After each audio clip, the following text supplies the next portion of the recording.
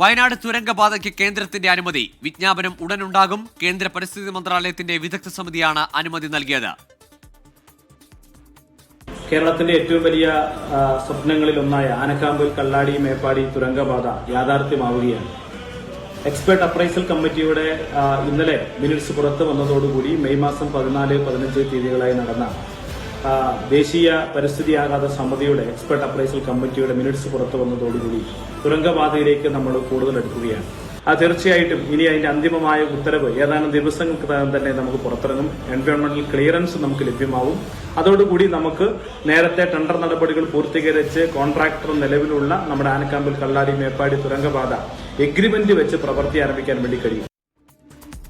ഷഫീദ് റാവുത്തറുണ്ട് തിരുവനന്തപുരത്ത് നിന്ന് വിശദാംശങ്ങളുമായി. ഷഫീദ, വയനാട്ടിലെ ജനതയുടെ പതിറ്റാണ്ടുകളായുള്ള യാത്രാ ദുരിതത്തിന് അറുതി വരുത്തുന്ന ബൃഹത് പദ്ധതിയാണ്. ഏറെ പ്രതീക്ഷയോടുകൂടിയാണ് ഈ കടമ്പ മറികടക്കുമ്പോൾ അത് വയനാട് വഴി യാത്ര ചെയ്യുന്നവരെല്ലാവരും കാണുന്നത്. എന്തൊക്കെയാണ് വിവരങ്ങൾ?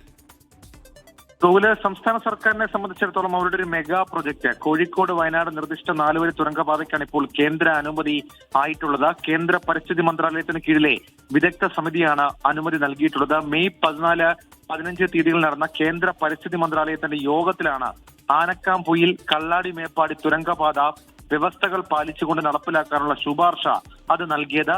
പരിസ്ഥിതിയുമായി ബന്ധപ്പെട്ട സംസ്ഥാന വിദഗ്ധ സമിതി മാർച്ചിൽ പദ്ധതിക്ക് അനുമതി നൽകിയിരുന്നു. ഈ നിർദ്ദേശങ്ങൾ അന്തിമമായി അംഗീകരിക്കേണ്ട സംസ്ഥാന പരിസ്ഥിതി ആഘാത വിലയിരുത്തൽ അതോറിറ്റി അംഗങ്ങളുടെ കാലാവധി അവസാനിച്ചിരുന്നു. ഇതോടെയാണ് കേന്ദ്ര വിദഗ്ധ സമിതിയുടെ പരിഗണനയ്ക്ക് വിട്ടത്.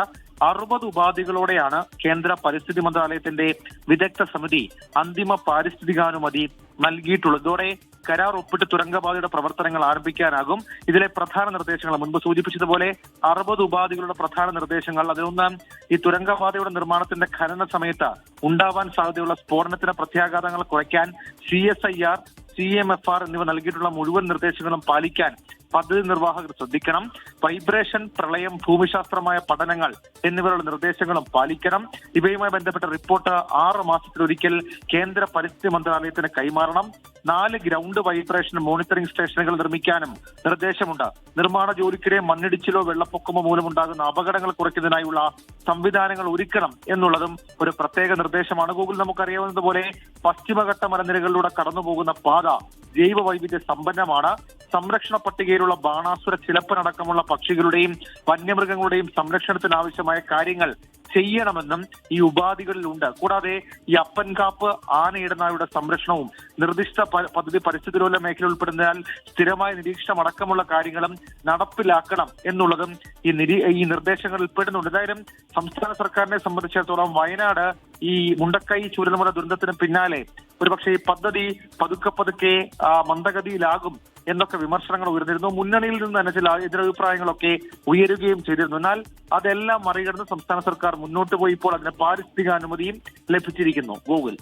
ശരി, വയനാട് തുരങ്കപാതയെ സംബന്ധിച്ച് ഏറ്റവും പ്രധാനപ്പെട്ട ഒരു കടമ്പ കടന്നിരിക്കുകയാണ് സംസ്ഥാന സർക്കാർ. പക്ഷേ കർശന ഉപാധികളുണ്ട്. പരിസ്ഥിതി ലോല മേഖലയിലൂടെയുള്ള അങ്ങേയറ്റം ജൈവവൈവിധ്യ സംരക്ഷണം ഉറപ്പാക്കേണ്ട ഒരു മേഖലയിൽ കൂടിയാണ് ഈ പാത നിർദ്ദേശിച്ചിരിക്കുന്നത്. അതുകൊണ്ട് തന്നെ കർശന നിർദ്ദേശത്തോടു കൂടിയാണ് നിർമ്മാണത്തിന് ഇപ്പോൾ അതിൻ്റെ തുടർ നടപടികൾക്ക്, ടെൻഡർ നടപടികളിലേക്കൊക്കെ കടക്കാനുള്ള കേന്ദ്ര വനം പരിസ്ഥിതി മന്ത്രാലയത്തിൻ്റെ അനുമതി വന്നിരിക്കുന്നത്. ഷഫീദ് റാവുത്തറാണ് തിരുവനന്തപുരത്ത് നിന്ന് വിശദാംശങ്ങൾ നൽകിയത്.